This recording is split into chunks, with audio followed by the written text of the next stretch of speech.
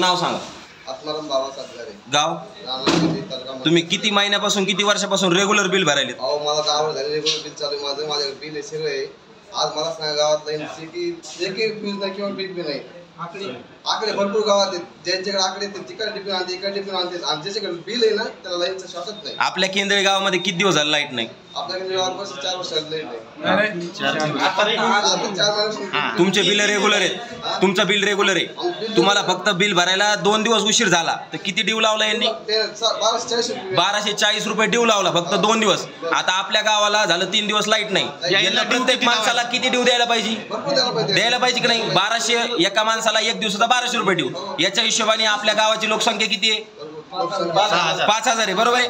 10,000 5000 जी असन ती जी निघन ती 5000 गुणले 1200 करायचे आणि दिवसाच्या हिशोबाने यांनी पैसे द्यायचे किंवा आत्ताच्या आत्ता संध्याकाळपर्यंत यांनी लाईट जोडून द्यायची.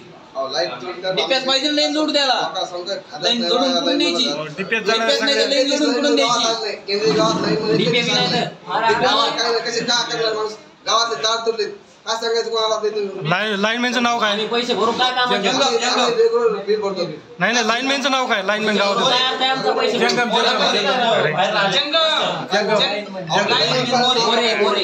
मोरे पाहिलं नाही तोंड कसं गावात कधी आलं त्याचं काय वाटत नाही.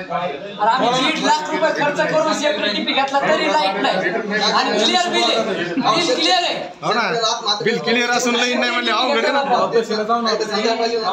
आमच्या गावात तुम्हाला व्हिडिओ टाकून स्वतः करून लागलं.